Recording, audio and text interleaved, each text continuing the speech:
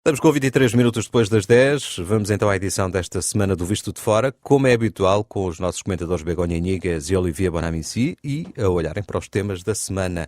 Para lançar as questões também cá está o jornalista Miguel Coelho. Bom dia a todos. Olá, bom dia a todos. Bem-vindos a mais um Visto de Fora.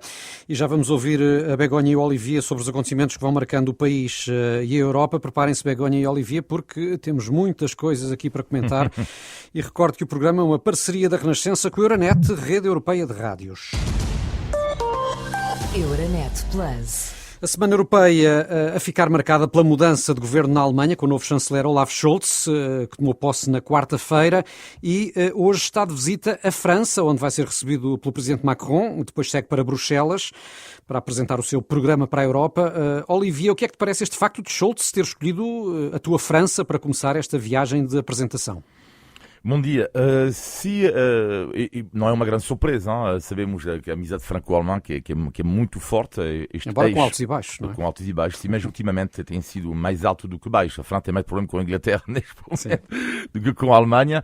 Eu diria que esta escolha também, eu diria que é mais importante ainda Scholz ser um pró-europeu. E vamos ter então, na França e na Alemanha, dois políticos que são mesmo pró-europeus, com uma visão, eu diria, também em comum, que é eventualmente caminhar para um Estado Federal Europeu.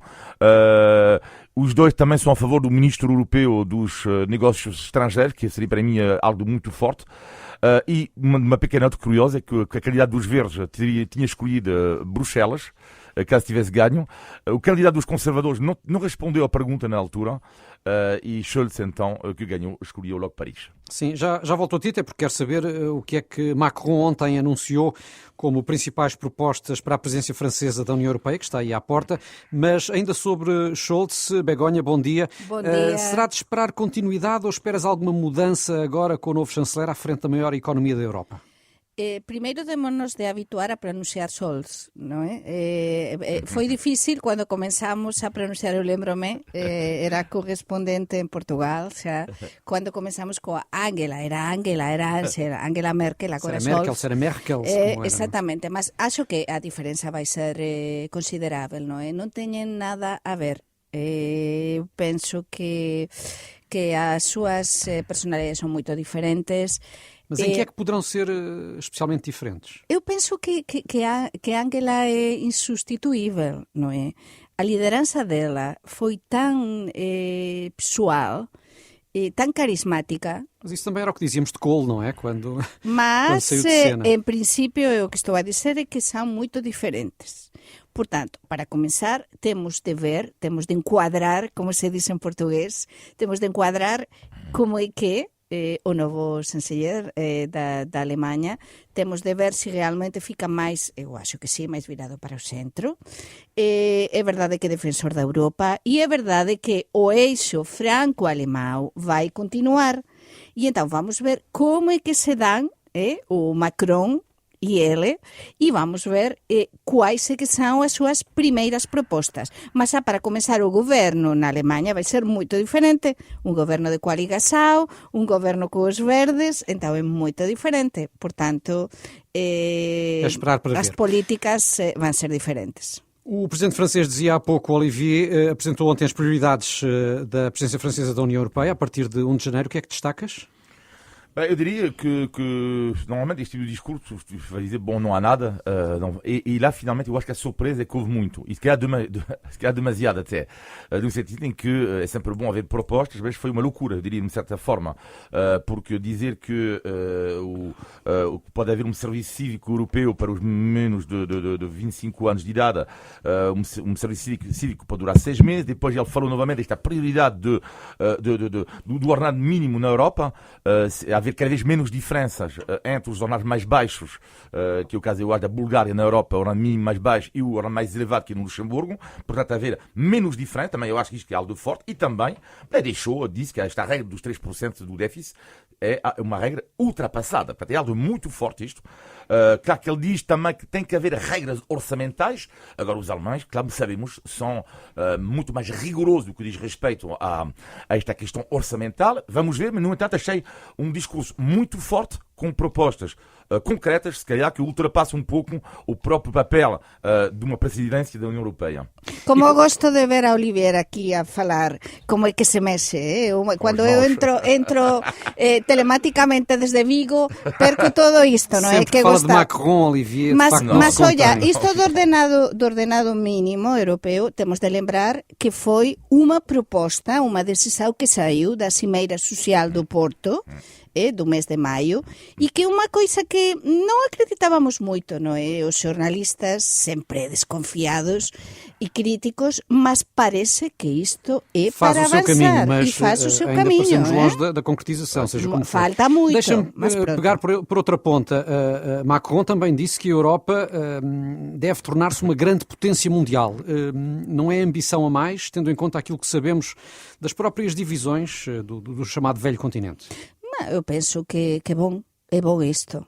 Temos de ter líderes com peso e com ambição, não é? Será que Macron tem a ambição também de se tornar sucessor de Merkel como grande líder europeu? Sem dúvida. Non temos a Merkel, non é? Vamos ver que acontece con o novo líder na Alemanha, mas ele quer ser há moito tempo, non é? Que quer ser líder europeu e, sin dúvida, a Europa ten de se tornar moito máis forte e voltar a encontrar e se reencontrar e encontrar o seu camiño a nivel global, non é? Ficamos moito para atrás nos últimos anos, moito para atrás dos Estados Unidos, da China, da Rússia, de outras potencias, e é importante que a Europa volte a ter a força internacional. Bem, no caso de Macron, não podemos esquecer que tem, durante este semestre europeu também, as eleições presidenciais e, portanto, também será uma boa plataforma de campanha para o presidente francês. Voltando aqui ao tema mais geral da pandemia, que continua a atormentar a Europa, nos próximos dias vamos ter o início da muito controversa vacinação das crianças. Espanha e França são dos primeiros países a avançar, começam já na quarta-feira, dia 15, com este processo de vacinação das crianças a partir dos 5 anos. Em Espanha, Begoña, esta decisão foi pacífica? Sim, foi bastante pacífica. Eu agora, como estou uma semana a trabalhar desde Espanha, outra desde Portugal, realmente sou transfronteiriça e vejo a realidade desde os dois lados, não é? E posso foi mais dizer, pacífica do que cá. Muito mais pacífica. É verdade que normal, aparecem também os especialistas, os peritos nas televisões, nos órgãos de comunicação social, a dar opinião, a fazer análise, mas não tem nada a ver com o que está a acontecer aqui. É dizer, os pais... Eu sou mãe, tenho 2 filhos e tenho um filho menor de 12 anos que, sem dúvida, nós apostamos, o meu marido e eu, para que seja vacinado. Mas como nós, a grande maioria dos pais e das mães em Espanha, é dizer, não há esta divisão, esta polêmica, porque igual que se aceita a vacinação, e aceitamos dos maiores de 12 anos, estamos convencidos que neste momento é muito melhor vacinar, falo da grande maioria dos pais e das mães em Espanha, vacinar os nosos filhos que non vacinar. É dizer, estamos en pandemia, estamos com uma onda brutal e sabemos que se faz muito mais a vacinar que sem vacinar. Por isso não entendemos e não se percebe muito bem desde Espanha toda a polémica que se está a viver em Portugal. E não só em Portugal, há outros países onde a polémica é também grande. Em França, Olivier, o que é que está previsto? A vacinação dos 5-11 a partir do dia 15 de dezembro, mas apenas e só neste momento para as crianças com risco, enquanto eu acho que em Espanha, Begoña, é para, neste momento, dia 15, para todas as crianças entre os 5 e 11, certo? Não, vai começar em Espanha, começa dia 15, efectivamente, começa como em Portugal a chegar a vacina xa a chegar dia 13, mas começa-se por 11 anos, como se quer facer, eu acho que em Portugal, que o que recomenda a entidade do medicamento europeu, que é começar pelos mais velhos e também começar pelas crianças que têm doenças ou mais risco. Mas está autorizada a vacinação universal em Espanha. Sim, está autorizada, sim. Mas o que é interessante neste momento em França, claro que há este debate, é óbvio, um pouco como eu acho na Europa, neste momento em França é a loucura por causa do número de casos, não é? 72 mil ontem, 72 mil. Meu Deus. É quase o dobro em relação a uma semana. E a loucura neste momento é que, e acho muito bem, que é a vacinação está a correr muito bem. E porquê? Porque finalmente os franceses podem ser vacinados nas farmácias, que eu acho que isto é uma coisa que deve ser lógico, não é? E sem marcar qualquer, não é preciso marcar, tudo isso é aparecer. E isto é muito bom, porque menos burocracia tu tens, e mais a vacinação corre rapidamente. E há, de facto, uma urgência perante o número de casos. Exatamente, temos uma urxencia. Neste caso, quando duvidamos da vacinação das crianças, é que temos uma urxencia. Estamos numa onda brutal, ainda non sabemos Ómicron realmente a gravedade, o impacto que pode chegar a ter. Igual que foi moito bom vacinar as diferentes franxas etarias até o momento, vai ser preciso vacinar tamén as crianças. Por enquanto estamos a combatir a pandemia e temos de combatir o noso principal enemigo nese momento. Efeitos secundarios, é verdade que haberá, como sempre houve efeitos secundarios en cualquier vacina, non é? Nós, Olivier e eu, que temos fillos, e o Óscar tamén sabemos, e o Miguel, que ás veces eles tiveran efeitos secundarios. O que pode acontecer no futuro non sabemos, mas no presente temos uma pandemia brutal. É a eterna questão dos riscos e dos benefícios, que parecem, de facto, ser superiores a favor da vacinação. São 10h34, lembro que estamos no Visto de Fora, com a Begonha Níguez e o Olivier Bonamici. É um programa em parceria da Renascença com a Euronet, a rede europeia de rádios. Euronet Plus. Por cá, o grande assunto do momento é também a vacinação das crianças, sendo que há ainda muitos detalhes para conhecer. Logo à tarde há uma conferência de imprensa das autoridades de saúde em que vão ser divulgados mais pormenores, mas a decisão de avançar com as vacinas, essa está tomada. É realmente bastante polémica. Nos últimos dias, partidos e outras entidades vieram pedir à DGS a divulgação de todos os pareceres que sustentaram esta decisão. Nas últimas horas foi divulgado um desses documentos, mas falta ainda, por exemplo, publicar o parecer dos especialistas em pediatria. Olivia, parece-te que há ou não necessidade de divulgar em público todos estes pareceres? Eu acho que sim. Neste caso, eu acho que sim, porque a falta de transparência. E quando és um pai, tens um filho de 5 ou 11 anos, porque há muitos pais que neste momento hesitam. E que hesitam em fazer vacinar os seus filhos. Portanto, não é a mesma coisa vacinar uma criança de 6 anos do que o meu filho que tem 17 ou 18. Não é uma coisa diferente, psicológico. Sim. Não é como é evidente. E precisa mais transparência, como é evidente. Agora, o que me choca mais neste momento, neste processo, nesta vaga em Portugal, não é a falta de transparência, é a falta de organização brutal. Não sei se é por causa da saída do nosso almirante, mas é brutal. Mas em que é que notas isso em particular? Tem muitos exemplos, mas eu vou focar só num, porque não temos tempo, portanto, só num exemplo. Temos que fazer mais testes. As crianças têm que fazer mais testes, porque cada vez mais casos de contacto. Há pais que já não aguentam, voltam para casa das crianças, mais testes, um quinto dia, mais testes, um dia, e depois nós também fazemos o teste, porque somos casos de contacto. Mas neste caso, a sociedade tem que estar organizada para nos proporcionar os testes. Apesar de tudo, nestes últimos dias aumentou de forma brutal o número de testes em Portugal. Mas vou dar um exemplo. Eu tenho uma amiga minha que recebeu a primeira dose. Finalmente, ela foi vacinada. Não pode ir, por exemplo, ao teatro. Não pode. Não pode ir ao cinema. Portanto, está à procura de segunda dose. Ok, ela faz um teste, ela respeitarei. Mas não há vagas. Mas espera aí, não estou a perceber. Até do ponto de vista económico, esta falta de organização está a penalizar os profissionais. Ou seja, se a regra é teste para ir ao cinema ou ao teatro, ok, alguém que é legalista como eu, vou respeitar a lei. Mas neste caso, tu tens de me dar rapidamente o meu teste. Não vou esperar 15 dias para ser testado. Ou então tu dizes que não é possível, então neste caso fechamos o cinema e o teatro. Falta o vice-almirante. Gouveia e Melo. Falta o vice-almirante.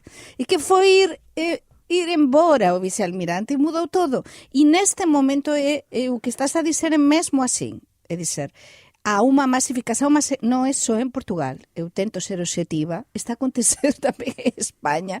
Filas e filas e filas, por exemplo, em Vigo, para os testes rápidos. Isso se viu nas televisões, ou em Madrid, ou em Barcelona. E acontece assim, não é? Porque como estamos com esta onda tão brutal, não é? As pessoas precisam de se fazer testes rápidos, não só para ir à discoteca ou não só para ir ao teatro ou ao futebol, sino para saber se são positivos ou não antes de fazer PCR.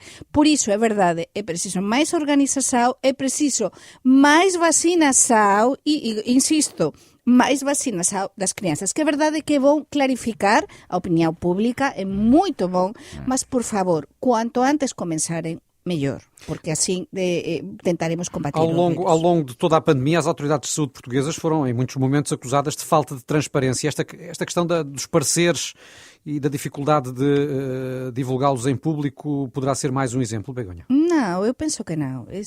Vamos ver. Vamos tentar sair da polemice, não é? Que a Anabela gosta tanto que eu diga esta palavra, não é? Desta polemice que eu insisto tanto nesta palavra. Mas não é assim. É normal as dúvidas, é normal temos fillos, é normal que o goberno aquí tamén estes a ter certas dificultades de pasar a mensaxe.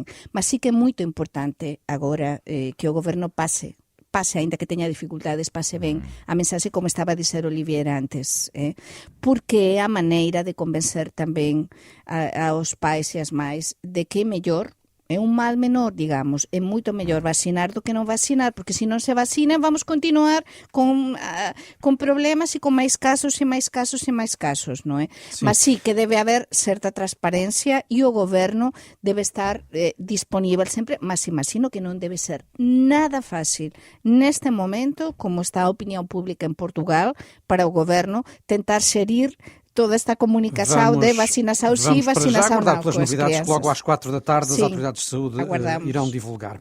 Falta de transparência, por sinal, é também uma acusação que foi feita a propósito do acidente com o carro do agora ex-ministro Eduardo Cabrita, não é? Que provocou uma vítima mortal. O ministro demitiu-se há alguns dias, já depois do nosso último visto de fora. Foi uma demissão que ocorreu quase 6 meses depois do acidente, com o ministro, na altura, agora ex-ministro, a reafirmar que era um mero passageiro do automóvel.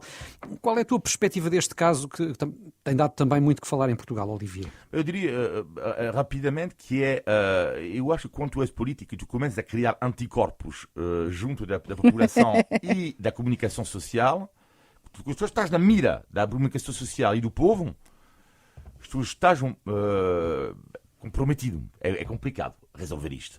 Agora a questão, que para mim o que fiquei surpreendido neste caso, não é tanto neste caso, é o caso anterior.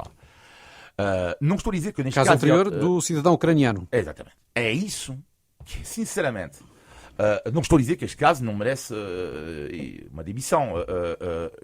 Mas agora, o caso anterior, quer dizer, um homem torturado no século XXI, numa grande democracia, que é a democracia portuguesa, e sim, na minha opinião, e a partir daí eu acho que ele já estava condenado. Sendo que esse caso, não servindo desculpa, claro, mas recordando só o contexto, surgiu em simultâneo, coincidiu com aquele início da pandemia, em que estava tudo tão focado na pandemia que acabou por, enfim, ser um pouco um tema lateral, digamos assim, da atualidade.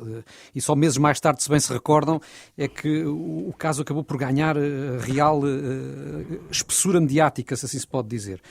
Não servindo de desculpa, pode ser um argumento para que se tenha dado menos relevância na altura. Begonha, ias dizer? O que quero dizer sobre isto é que o Eduardo Cabrita xa tiña data de caducidade, é verdade, para na opinião pública portuguesa. Sim, é verdade. Tem um longo currículo de casos, não é? Um longo currículo. E então o que explicou perfeitamente Olivier é dizer, xa tiña criado anticorpos en todos. Então só se manteve o Eduardo Cabrita porque vamos ser totalmente sinceros, porque moito amigo do primeiro-ministro, porque unha persoa que o propio Antonio Costa protexeu e quis mesmo que ele continuase, non é? Quando o seu papel era un papel xa cuestionado por todas... E o ter saído agora terá tido a ver, de alguma forma, com a proximidade das eleições? Não, eu acho que tem tido a ver porque xa non se podia aguantar máis, sin dúvida, pela proximidade, non é? Porque era que o mesmo día que estábamos, há unha semana exactamente, nos estábamos a facer o programa en directo, como sempre facemos, non é?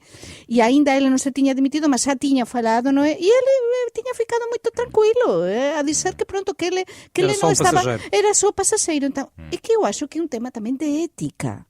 É un tema de ética, os políticos deben ter ética, non é? Se vas nun carro a 160 e tal kilómetros por hora, por favor, tes de asumir, temos exemplos de políticos portugueses, como o Xurxi Coello, non é? Persoas con ética profesional, o caso, por exemplo, do Pedro Passos Coello, non é?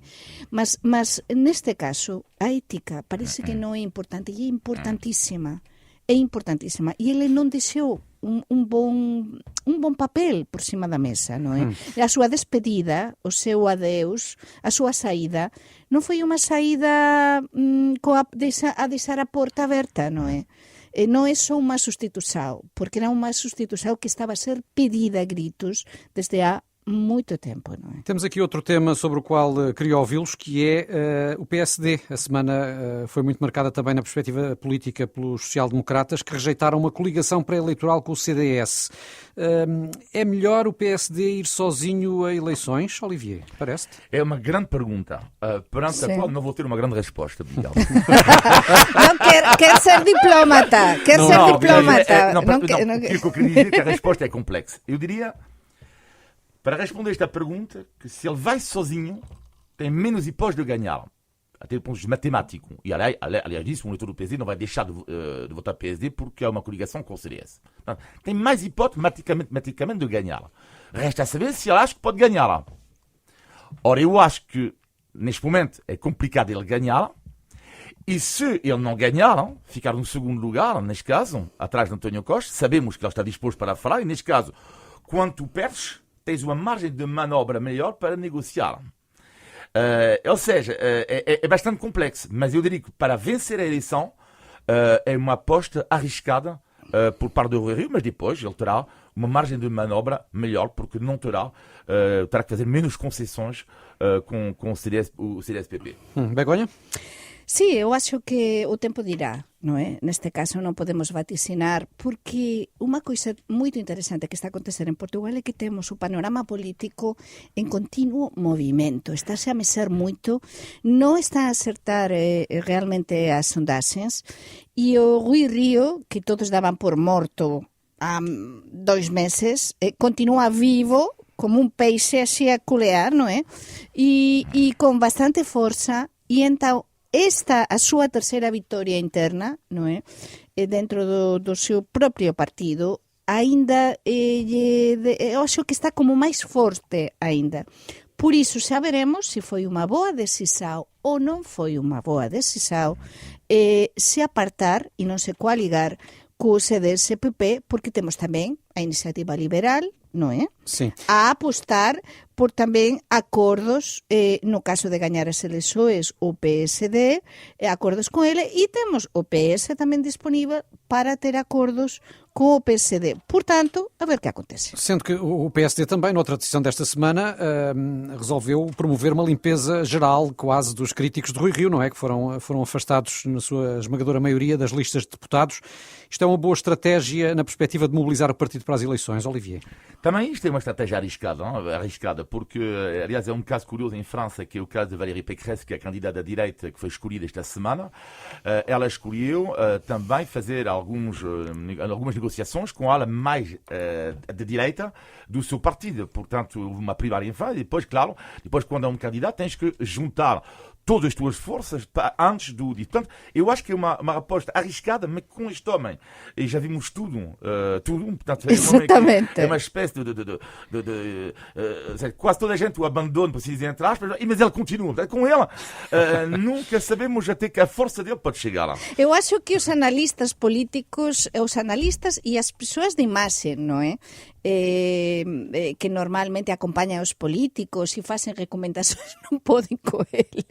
É dizer, ele é propio, ele é propio. Iso tamén é moito admirado por moitas persoas, imagino, do seu propio partido, non é? E isto de facer a limpeza, eu penso, e lanzo aquí esta pregunta, si chega a gañar, por exemplo, o Rangel nas primárias do PSD, ele faria a mesma coisa ou não faria? É uma questão que fica no ar. Exatamente, fica no ar, não Estamos a 13 minutos das 11. Recordo uma vez mais que estamos no Visto de Fora com a Begonha e o Olivier, e vamos agora saber se eles estudaram a lição de português. Ui. Índice de Tugalidade. Isto porque temos aqui todas as semanas um desafio à Begonha e ao Olivier que consiste em descobrir o significado de uma expressão portuguesa, e desta vez queremos saber se já tiveram de engolir um sapo. Isso existe em espanhol. Sim, então, Olivier, se não existe em francês, eu sei. O Olivier que responda primeiro. Olha, por exemplo, olha, fogo, peraí, lá agora vou marcar, sabe aquele golo quando a bola está perto da baliza? Sim. Sabes que há quem falhe. Não. Engolir o sapo, por exemplo... pronto, imagina que a minha namorada me abandona aos fins de semana. não é? Sim, isso é impossível. E Mas eu sim. não, isto é impossível, claro, mas imagina que ela me abandona, tipo, e namora com o meu vizinho. Sim. Ou com um amigo meu, fogo, você é terrível, vou ter que engolir um sapo. Não é bem, Mas não é bem assim, isso. Olivier. Begonha, explica-nos lá. Ai, a cara de Olivier. Explica-nos lá. Engolir um sapo é, por Tiraste exemplo, a barra. um político, não Sim. é? Tem de engolir muitos sapos. Ou nós temos de engolir nos Sim, trabalhos mas o que é que muitos significa? sapos. O que é que significa? Engolir muitos sapos é engolir coisas que não gostas e tens de tragar mesmo de engolir e continuar É para a isso frente mesmo. como se nada, É isso não é? mesmo, Olivier. É fazer alguma coisa contra a nossa vontade. Ou contra as Olivier, nossas não é convicções. tanto da namorada, Ah, é? Sim. Não. Então, fogo, perdi. Meu amigo, estava ali A mesmo a bola baliza escancarada. estava mesmo para ser marcado e falhei redondamente. Tens de engolir o sapo. De Tugalidade. E vamos avançar ainda ao positivo e ao negativo da semana, na opinião dos nossos comentadores. O teu negativo, Begonha. Pois o negativo teve a ver porque esta semana cumpriránse 2 anos da morte do meu pai no día 7 e ese día foi un día moito triste para mí. É incrível porque as persoas que perderan alguén moito próximo, pais, máis, alguén moito próximo, saben do que eu estou a falar. Foi un día terrível para mí. Un día eu traballei con normalidade, mas non foi normal, non é? Porque tive moito presente cada un dos minutos dese día, non é? De há 2 anos, e todo isto serve para me demostrar que o meu pai está presente e que me envía moita forza. Mas ese foi un día de lembranzas, un día triste e onde eu estaba lonxe da miña mãe, das miñas irmáns e precisaba moito dos seus abrazos. Mas, portanto, a vida é assim e os nosos ouvintes percebem o que estou a dizer. E vamos ao teu negativo, Olivier? O meu negativo é um pouco na mesma onda, porque a solidão das pessoas idosas do Covid. Vou mandar um abraço a um senhor Benjamin, como vizinho meu, que passa o seu dia à janela ou quase a me cumprimentar todo dia, de manhã até à noite. Ele sabe toda a minha vida, imagino. Mas de vez em quando vou visitá-lo. É ex-guarda da GNR, mas tudo isso para dizer que o negativo da semana, para mim, tem a ver com uma reportagem que eu vi sobre os lares em França. Pessoas que morreram não do Covid, mas sim de solidão ou de tristeza. Eu vou citar nesta reportagem que dizia a filha de uma pessoa que estava num lar. Ela dizia: minha mãe esperava 2 coisas na vida. A morte, porque já era velha, portanto ela sabia pronto, que a morte ia chegar um dia, e a visita dos seus filhos. Quando tiraram as visitas dela, só sobraram uma coisa, a morte. E ela morreu de tristeza. E eu acho que infelizmente esquecemos muitas vezes que há mais pessoas que morrem de tristeza e de solidão do que de algumas doenças oficiais, entre aspas.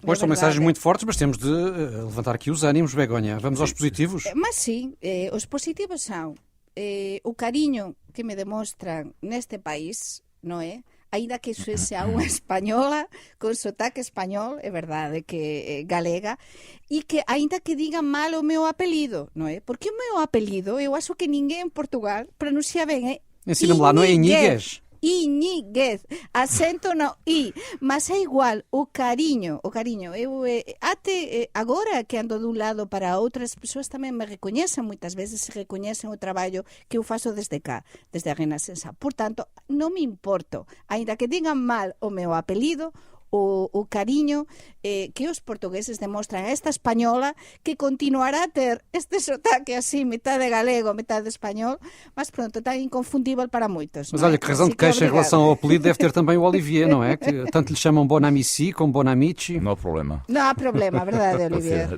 Nós aceitamos. O teu positivo, Olivier? Um positivo da semana tem a ver com um hábito português que sempre me fascinou. Não estou a dizer que todos os portugueses fazem isto, mas conheço alguns. Aliás, é que quando estás à beira-mar, há muitos portugueses que ficam no carro a fazer rigorosamente nada. É verdade. E eu acho extraordinário. Ou seja, por exemplo, alguns ouvem música, pessoas fazem tricô. No outro dia apanhei um casal de idosos que à esquerda a mulher está a fazer tricô e à direita o homem estava a ouvir a Rádio Renascença. A bola o Benfica, o Sporting. E ela a fazer tricô e ambos estavam a ver o mar. Eu acho que este hábito é bastante surreal, fascinante e ao mesmo tempo bonito, porque olhar para o mar e dar um beijo de amor a quem amamos é magnífico. Dentro do carro. Dentro do carro. Que não Ouvir a falte o Renascença, carro. atenção. Ouvir a Renascença, isso é fundamental. Isto não é necessário quando dás um beijo, não é necessário. Bem, estamos no final de mais um Visto de Fora, com Olivier Bonamici e Begonha Inigas, e é assim todas as semanas conversamos aqui neste horário sobre a Europa, Portugal e os portugueses. Já sabe que pode também enviar comentários e sugestões para vistodefora@rr.pt. Olivier e Begonha, muito obrigado por mais esta meia hora aqui muito bem passada, com uma retrospectiva sobre os principais temas da semana. Oscar, e assim também que nos segue, claro, todas as semanas, um bom fim de semana. Bom fim de semana. Angola sapos. Não seja preciso este fim de semana. Não, melhor não. Estamos a 7 minutos das 11. Na Renascença, damos-lhe os bons dias com